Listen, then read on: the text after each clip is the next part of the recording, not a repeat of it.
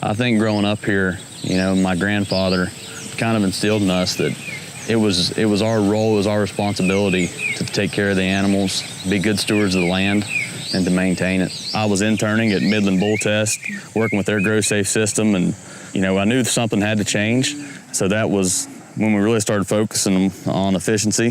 The only way to know about feed efficiency is to measure it.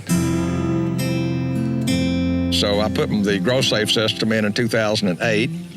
We use it to test all of our breeding stock so that we can breed animals that consume less feed. The technical term in the animal science world would be residual feed intake. I relate it to most people as simply finding those cattle that have a much more efficient metabolism system. So what we hope to be able to do and plan to be able to do is pick what I call the winners from the losers. The system will tell us when the cost of gain exceeds the value of gain, and that's huge.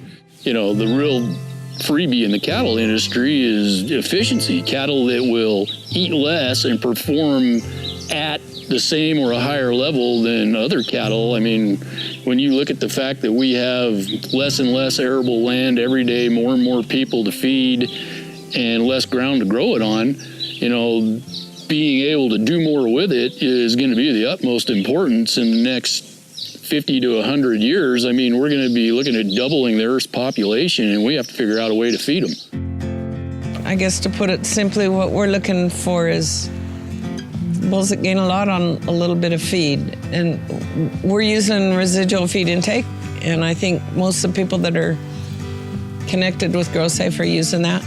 If you have an animal that's by his gain and his size should be eating 40 pounds a day and he's really eating only 36, he's got a -4 RFI, and that basically indicates that every day that animal exists, he eats 4 pounds less than you would expect him to. And the number I think is important to buyers is to try and take that number and extrapolate it over the life of a bull and over what his offspring will do, and the impact of that big picture, that eating less feed to produce the same amount of beef.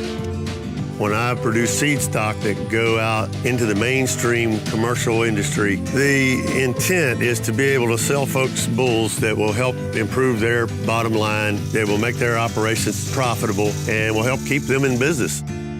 I feel it more than just an opportunity for me. I really feel like it's an obligation, because I recognize that it is a very short window of time that you have an ability to make a difference.